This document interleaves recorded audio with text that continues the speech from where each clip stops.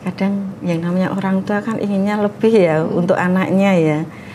Kadang kita sudah memberitahu ke orang tua jangan sampai anak diberikan pelajaran calistung dengan cara didrill.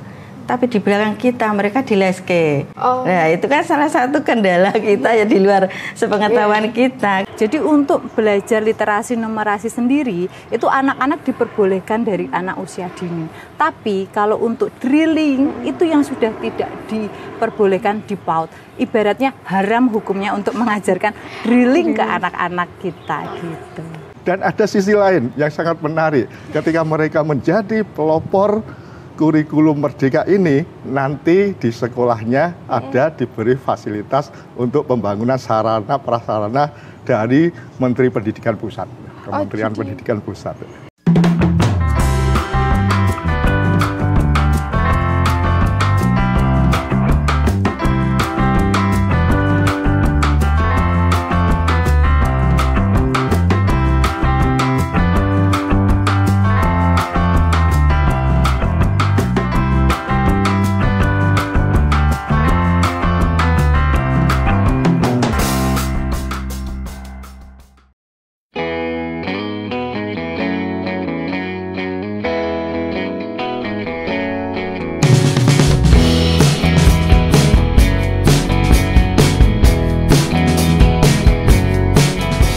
Beta, kembali lagi bersama saya Anita Purnama di Special Report Inquiry.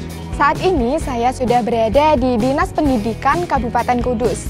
Saya akan mencari tahu tentang pendidikan anak usia dini di Kota Kretek. Pada tahun 2021 sebenarnya melalui Permendikbudristek sudah mengeluarkan aturan tentang larangan tes calistung untuk masuk ke sekolah dasar. Apakah aturan tersebut berjalan? Kami juga akan mencari tahu tentang penerapan kurikulum Merdeka di sekolah-sekolah PAUD di Kudus serta efektivitas penerapannya. Jadi saksikan liputan ini sampai akhir video ya. Hasil program for International Student Assessment atau PISA menunjukkan bahwa 70% siswa berusia 15 tahun berada di bawah kompetensi minimum dalam memahami bacaan sederhana atau menerapkan konsep matematika dasar. Skor PISA ini tidak mengalami peningkatan yang signifikan dalam 10 hingga 15 tahun terakhir. Studi tersebut memperlihatkan adanya kesenjangan besar antar wilayah dan antar kelompok sosial ekonomi dalam hal kualitas belajar. Hal ini diperparah dengan adanya pandemi COVID-19. Untuk mengatasi hal tersebut, Kemendikbudristek kemudian meluncurkan kurikulum Merdeka sebagai opsi untuk digunakan sebagai pengganti kurikulum 2013. Kurikulum Merdeka yang sebelumnya disebut sebagai kurikulum prototipe, kini dikembangkan sebagai kerangka kurikulum yang lebih fleksibel, sekaligus berfokus pada materi esensial, pengembangan karakter, dan kompetensi peserta didik. Pada pendidikan anak usia dini, kurikulum Merdeka juga dianggap sebagai solusi yang tepat untuk membangun fondasi karakter anak. Kunci pelaksanaan implementasi kurikulum Merdeka yang ada di jenjang pendidikan anak usia dini atau PAUD, yaitu memberikan ruang seluas-luasnya kepada peserta didik di satuan PAUD untuk tumbuh dan berkembang sesuai dengan kodratnya sebagai anak Indonesia. Hal ini menjadi salah satu tujuan kurikulum Merdeka karena ingin memberikan sepenuhnya hak anak untuk bisa tumbuh, berkembang, dan memperoleh layanan pendidikan secara tepat. Karakteristik kurikulum Merdeka adalah pembelajaran yang fleksibel.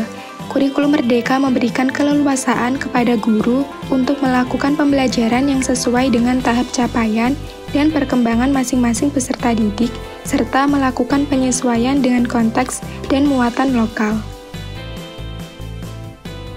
Halo Bu, selamat siang. Selamat siang. Bu, kita mau ngobrol tentang kurikulum Merdeka nih, untuk khususnya kepada pendidikan anak usia dini. Kurikulum Merdeka itu apa sih Bu? Kurikulum Merdeka adalah kurikulum dengan pembelajaran intrakurikuler di mana peserta didik memiliki waktu untuk mendalami konsep dan menguatkan kompetensinya. Dalam kurikulum Merdeka, khususnya di tingkat PAUD, sering disebut dengan Merdeka Bermain. Karena proses pembelajarannya bertujuan agar anak memiliki persepsi bahwa belajar itu menyenangkan dan bukan memberatkan.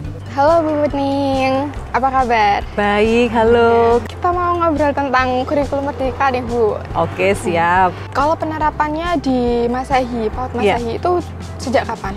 Untuk kurikulum merdeka, puji syukur kami menjadi salah satu sekolah penggerak di Kabupaten Kudus yang pertama. Jadi ada sekitar 6 atau 7 sekolah penggerak PAUD yang pertama yang ada di Kabupaten Kudus, dan kami menerapkan sejak tahun 2021. Untuk pembelajarannya sendiri kami lebih mudah memahami, menerapkan, karena memang pada hakikatnya yang difokuskan adalah kegiatan bermain anak yang bisa membantu anak untuk belajar banyak hal. Halo Bu Erni, selamat pagi. Halo Mbak Nita, selamat pagi juga. Kita mau ngobrol tentang kurikulum merdeka nih Bu. Oke, terima kasih, monggo. Kalau bedanya dengan kurikulum sebelumnya Bu, apa? Sebenarnya bedanya tidak terlalu jauh ya, karena pada hakikatnya para praktisi pendidikan itu sudah luar biasa untuk membuat penerapan pendidikan yang pas untuk anak sesuai zamannya. Akan tetapi kurikulum 2013 itu 10 tahun yang lalu ya, pastinya perubahan anak, perubahan generasi itu sudah berkembang, terus dunia zaman ini juga sudah berkembang.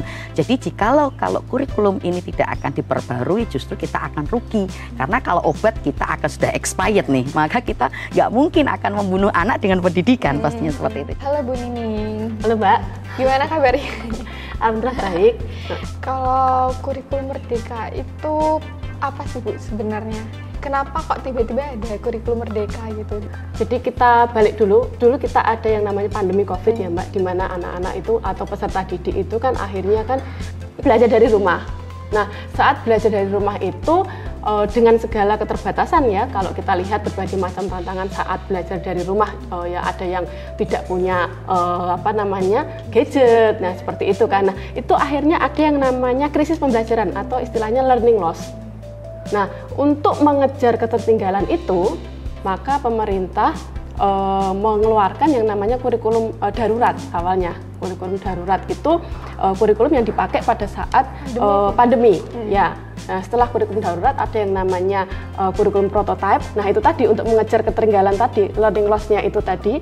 Jadi dibuatlah yang dinamakan kurikulum prototype, yang akhirnya itu prototype itu seperti percobaan disempurnakan menjadi kurikulum merdeka. Seperti itu. Secara singkatnya memang seperti itu sih, Mbak. Dasar utama lahirnya jenjang pendidikan anak usia dini dalam kurikulum merdeka yaitu untuk mengembangkan seluruh potensi anak. 6 kemampuan dasar anak itu meliputi mengenal nilai agama dan budi pekerti, keterampilan sosial dan bahasa, kematangan emosi untuk kegiatan di lingkungan belajar, kematangan kognitif untuk belajar dasar literasi dan numerasi, pengembangan motorik untuk aktif di lingkungan belajar secara mandiri, dan pemaknaan belajar yang positif. Sehingga dari program pendidikan anak usia dini adalah agar anak memiliki kesiapan mengikuti pendidikan lebih lanjut. Tak hanya itu, untuk memperkuat karakter anak sejak usia dini, juga ada penguatan melalui proyek penguatan profil pelajar Pancasila anak PAUD atau yang biasa disebut P5. Program ini akan menguatkan perwujudan 6 karakter P5 sebagai pondasi, yakni beriman, bertakwa kepada Tuhan Yang Maha Esa, dan berakhlak mulia, berkebinekaan global, mandiri, bergotong royong, bernalar kritis, dan kreatif. P5 adalah pembelajaran lintas disiplin ilmu untuk mengamati dan merenungkan solusi terhadap permasalahan yang terjadi di lingkungan sekitar. P5 menggunakan pendekatan pembelajaran berbasis proyek atau project based learning yang beraneka ragam dalam program intrakurikuler di kelas. P5 menjadi salah satu sarana untuk meraih profil pelajar Pancasila, memberikan kesempatan untuk mendapatkan pengetahuan sebagai proses penguatan karakter siswa, serta menjadi wadah untuk belajar di lingkungan sekitar. Berdasarkan panduan pengembangan proyek penguatan profil pelajar Pancasila oleh Badan Standar, Kurikulum, dan Asesmen Pendidikan Kemdikbudristek, P5 diharapkan dapat menginspirasi siswa untuk berkontribusi bagi lingkungan di sekitarnya. Penguatan P5 bertujuan menjadi sarana optimal dalam mendorong peserta didik menjadi pembelajar sepanjang hayat yang kompeten, berkarakter, serta berperilaku sesuai nilai-nilai Pancasila. Dalam skema kurikulum, pelaksanaan P5 terdapat di dalam Keputusan Menteri Pendidikan, Kebudayaan, Riset, dan Teknologi atau Kemendikbudristek nomor 56/M/2022 tentang pedoman penerapan kurikulum dalam rangka pemulihan pembelajaran. Disebutkan bahwa struktur kurikulum di jenjang pendidikan anak usia dini serta pendidikan dasar dan menengah terdiri atas kegiatan belajar intrakurikuler dan P5. Kalau di kurikulum Merdeka itu juga ada yang namanya P5. P5 itu apa, Bu, sebenarnya? Nah, ini yang membedakan sebenarnya kurikulum Merdeka dengan kurikulum K13 ya. Kalau K13 hanyalah pembelajarannya, struktur pembelajarannya hanyalah yang bersifat intrakurikuler, artinya yang memang pembelajaran yang memang ada di struktur kurikulum itu. Tapi kalau yang di kurikulum Merdeka ini ada yang istilahnya P5 atau proyek penguatan profil pelajar Pancasila. Intinya P5 itu memang berbasis isu. Jadi anak memang diminta untuk membuat suatu proyek yang sesuai dengan masalah yang ada di sekitarnya. Karena harapannya dia bisa memberikan salah satu solusi. Tujuannya memang ada 6 dimensi dari itu ya, mewujudkan profil pelajar Pancasila, di mana anak ada pelajar Pancasila beriman dan bertakwa pada Tuhan Yang Esa dan berakhlak mulia, berkebinekaan global, gotong royong mandiri, kreatif dan bernalar kritis. Nah, itu ada sub elemennya banyak. Anak-anak harus bisa nih terwujud menjadi anak-anak yang profil pelajar Pancasila seperti itu. Kalau biasanya penerapan P5 di PAUD itu seperti apa, Bu? Kalau kita kan ada beberapa tema yang harus kita usung ya. Yang salah satunya kemarin imajinasiku itu juga program P5, Mbak. Karena kan kita membahas tentang alat transportasi. Di mana anak mengenal alat transportasi yaitu bus. Terus anak sempat keliling kota dengan bus Nusantara yang tingkat itu. Jadi itu memberikan anak-anak pengetahuan yang baru dan mereka bisa berimajinasi nih, oh ada bis tingkat, dan harapannya itu anak-anak bisa bernalar kritis dan nantinya bisa anak-anak membuat hal yang berbeda ketika nanti mereka besar dengan informasi yang sudah didapatkan dari usia dini ini.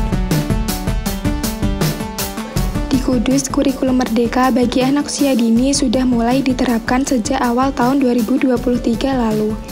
Meski belum 100%, sudah banyak PAUD di Kudus yang cepat beradaptasi dengan kurikulum baru itu.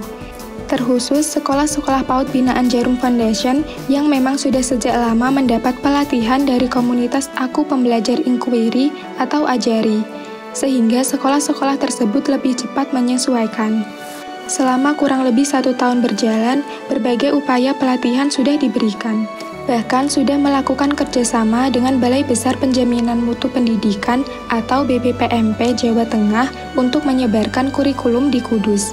Meski begitu, tidak dipungkiri jika masih ada sejumlah PAUD di Kudus yang belum siap untuk menerapkan kurikulum Merdeka. Khusus untuk gurunya, Bu, itu ada nggak pelatihan atau gimana untuk kesiapan? Memang kita sering mengadakan pelatihan. Dulu pas awal munculnya juga udah mulai ada sosialisasi juga? Sudah, jadi kita mengadakan sosialisasi kaitannya dengan kurikulum Merdeka ya, itu sudah Januari 2023 itu kita sudah mulai memberikan sosialisasi ke guru-guru, sudah sering kita ajak pelatihan-pelatihan. Bahkan kemarin kita juga mengadakan pelatihan sampai beberapa hari ya, hampir 5 hari. Jadi mereka sudah siap ya. Pada saatnya pelaksanaan mereka sudah pada siap. Halo Pak, selamat sore. Sore Mbak Anita. Kalau mengenai penerapan kurikulum Merdeka di SPAUD ya Pak, itu gimana Pak di Kudus sendiri? Ya, kami belajar pengalaman dari teman-teman yang bekerja sama dengan Jarum Foundation. Itu ada semacam workshop. Jadi implementasinya itu di dalam dunia pendidikan, PAUD, TK, RA itu sangat baik sekali. Kebetulan saya Komisi DIM, Mbak, pernah bekerja sama memfasilitasi BPPMP Jawa Tengah. BPPMP itu Balai Besar penjamin mutu pendidikan. Ini dalam rangka bagaimana agar kurikulum Merdeka bisa lebih terserap khususnya di Kabupaten Kudus.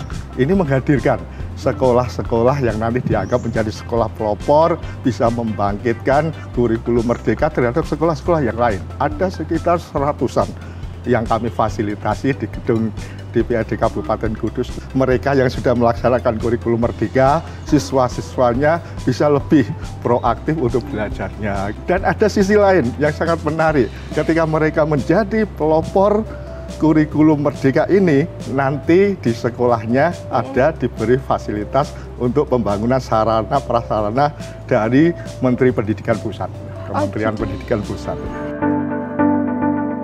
Merdeka Belajar dan Merdeka Bermain yang menjadi slogan pada kurikulum Merdeka bagi pendidikan anak usia dini sangat erat dengan metode pembelajaran inquiry pada anak usia dini, yakni bermain sambil belajar. Sama-sama mengusung pembelajaran yang menyenangkan, kurikulum Merdeka dirasa sangat cocok dengan puluhan PAUD yang tergabung dalam komunitas Aku Pembelajar Inquiry atau Ajari. Guru-guru PAUD yang tergabung di Ajari secara masif terus melakukan diseminasi pembelajaran berbasis inquiry dan terintegrasi dengan kurikulum Merdeka. Terbukti menggunakan pendekatan budaya inquiry sangat cocok dengan kurikulum Merdeka. Keduanya sama-sama memerdekakan anak dalam belajar, merdeka dalam mengembangkan minat dan bakat anak. Kalau di Ajari kan sekolah binaan Jarum ya, itu kan mereka diajari tentang metode pembelajaran inquiry gitu. Korelasinya dengan kurikulum Merdeka itu apa? Ada nggak sih? Oke, pastinya ada ya Kak ya, karena pendekatan inquiry itu sendiri ada di dalam kurikulum Merdeka. Jadi ketika kami nih sekolah-sekolah Ajari mendapatkan informasi bahwa ada kurikulum yang baru yaitu kurikulum Merdeka, kami merasa sebagai sekolah-sekolah binaan Jarum Foundation itu lebih mudah memahami, lebih mudah menerapkan, karena sebenarnya kami juga sudah mengimplementasikan bahwa kegiatan bermain yang bermakna itu sangat penting untuk pembelajaran di anak-anak usia PAUD. Dari TKP Gerendeng diberikan pelatihan yang gratis dan luar biasa oleh Jarum Foundation di program Ajari itu, di mana di Ajari itu kami diajarkan inquiry ya. Inquiry itu sudah kami pelajari 2 tahun atau 3 tahun yang lalu, bahkan masih menggunakan kurikulum 2013. Akan tetapi saat kami mengetahui tentang kurikulum Merdeka saat ini sungguh luar biasa. Ternyata kami tidak akan merasa kaget dan gumun ya, karena dimana dengan pembelajaran inquiry itu tadi, pendekatan inquiry tadi benar-benar match dengan kurikulum Merdeka. Sesuai dengan namanya kurikulum Merdeka, jadi memang merdeka sekali ya, jadi fleksibel. Tentu saja itu sesuai juga dengan pembelajaran berbasis inquiry ya, karena di inquiry itu kan memang anak-anak itu diberikan kebebasan untuk mencari tahu apa sih yang ingin dia pelajari, dia kesukaannya apa, dia ketertarikannya apa, dan dia akan belajar lewat apa yang dia suka itu. Dan jadi saya pikir itu sangat-sangat relevan dengan kurikulum Merdeka yang memberikan kebebasan pada anak untuk belajar sesuai dengan minat dan apa yang dia sukai. Sama dengan pembelajaran inquiry, di mana itu berbasis dengan minat anak, karena dia ingin tahu, terus dia ingin mencari tahu itu. Jadi sangat-sangat relevan sekali ya. Terkait apa PAUD yang menjadi binaan Jarum yang dibuatkan sekolah itu dibangunkan, itu bisa jadi role model atau panutan gitu nggak untuk sekolah? Bisa ya. Jadi gini, untuk sekolah yang menjadi binaan Jarum kan bisa menjadikan percontohan ya. Jadi untuk PAUD-PAUD yang lain bisa seperti studi tiru ya, studi tiru ke sana, bagaimana pembelajarannya di sana, itu nanti bisa di ATM, digunakan untuk di lembaganya. Terkait calistung yang sudah tidak lagi menjadi syarat masuk SD, seharusnya sudah dapat dilihat dalam Peraturan Pemerintah Nomor 17 Tahun 2010 tentang pengelolaan dan penyelenggaraan pendidikan yang mengatur soal tes calistung pada pasal 69 ayat 5. Dalam pasal itu berbunyi, penerimaan peserta didik kelas 1, SD atau MI atau bentuk lain yang sederajat tidak didasarkan pada hasil tes kemampuan membaca, menulis, dan berhitung atau bentuk tes lain. Larangan calistung sebagai syarat PPDB SD dijelaskan kembali dalam Permendikbud nomor 14 tahun 2018 dalam pasal 12 ayat 4 yang berbunyi, dalam seleksi calon peserta didik baru kelas 1 SD atau bentuk lain yang sederajat tidak dilakukan tes membaca, menulis, dan berhitung. Di masa awal jabatan Menteri Pendidikan, Nadiem Makarim menerbitkan Permendikbud nomor 1 tahun 2021 pasal 30 ayat 3 yang lagi-lagi menjelaskan bahwa seleksi PPDB SD tidak boleh dilakukan berdasarkan tes calistung. Meski sudah diatur sedemikian rupa, masih banyak orang tua di Kudus yang memprioritaskan calistung sedini mungkin. Bahkan ada orang tua yang memberikan les privat calistung sejak usia dini. Selama menerapkan kurikulum merdeka gitu untuk anak PAUD khususnya, ada nggak sih tantangannya gitu? Ada. Kadang yang namanya orang tua kan inginnya lebih ya untuk anaknya ya. Kadang kita sudah memberitahu ke orang tua jangan sampai anak diberikan pelajaran calistung dengan cara didrill. Tapi di belakang kita mereka dileske. Nah, itu kan salah satu kendala kita ya di luar sepengetahuan kita. Kita sudah mengingatkan orang tuanya, tapi yang namanya orang tua kadang kan masih ingin anaknya lebih daripada teman-teman yang lain ya. Kan ada orang tua yang mentargetkan menjadi standar lah calistung itu untuk keterampilan anak. Itu gimana Bu untuk mengubah stigma? Untuk mengubah stigma orang tua di PAUD sendiri kan ada yang namanya parenting. Parenting itu mendatangkan orang tua juga. Dan itu kesempatan yang baik bagi kita untuk menjelaskan ke orang tua. Memang sangat penting sekarang dilakukan adalah parenting. Karena parenting itu sangat membantu orang tua yang nggak paham jadi paham. Sekarang bisa kita memanfaatkan akun media sosial kita.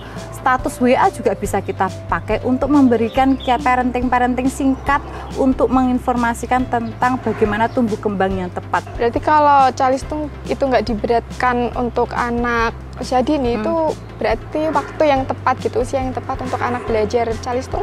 Jadi untuk belajar literasi numerasi sendiri, itu anak-anak diperbolehkan dari anak usia dini. Tapi kalau untuk drilling, itu yang sudah tidak diperbolehkan di PAUD. Ibaratnya haram hukumnya untuk mengajarkan drilling ke anak-anak kita gitu. Kadangkala orang tua itu melihatnya adalah bukti nih, bukan gitu. Prosesnya. Iya, bukan prosesnya seperti itu. Dan kembali lagi, kalau tidak mungkin kita hanya memasukkan ke bimbel ya, misalkan itu. Anak-anak memang bisa baca tulis, tapi kadangkala orang tua lupa bahwa ada aspek perkembangan yang banyak yang harus dimiliki oleh anak. Kalau kita hanya mempersiapkan baca tulis saja, justru malah orang tua itu akan rugi. Justru kalau hanya baca tulis drilling, guru akan tidur loh Mbak, karena mereka hanya mengajarkan itu saja. Tapi justru kalau pembelajaran yang mengasyikkan, itu justru malah guru kreatif. Harusnya orang tua seneng, karena tidak semua guru bisa kreatif dan bisa seimajinatif kegiatan yang tidak ketara, tapi justru literasinya masuk dan anak akan suka tanpa dipaksa. Pak, untuk tes calistung sendiri, kira-kira masih ada nggak sih di SD untuk itu tes calistumnya? Ya, itu sebagian dari konsekuensi bahwa kurikulum merdeka belum diimplementasikan semuanya. Tetapi bahwa sekolah-sekolah yang menjadi sekolah penggerak dipastikan itu sudah tidak dilakukan. Jadi tes calistung itu nantinya akan terhenti dengan sendirinya ketika sekolah-sekolah penggerak ini kita sudah menyampaikan bahwa manfaatnya kurikulum merdeka ini sangat baik sekali. Di tahun ini nampaknya hampir sebagian besar sudah menerapkan kurikulum merdeka tersebut.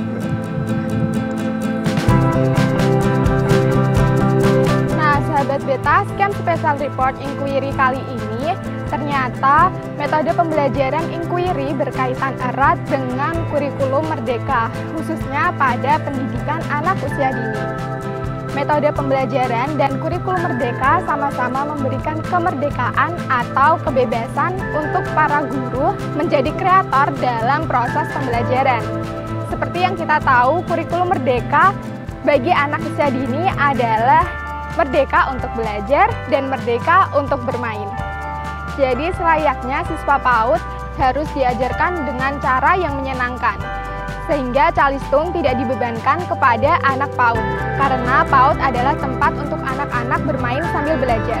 Jika ada kesempatan, kita akan berjumpa lagi di Special Report Inquiry berikutnya. Sampai jumpa!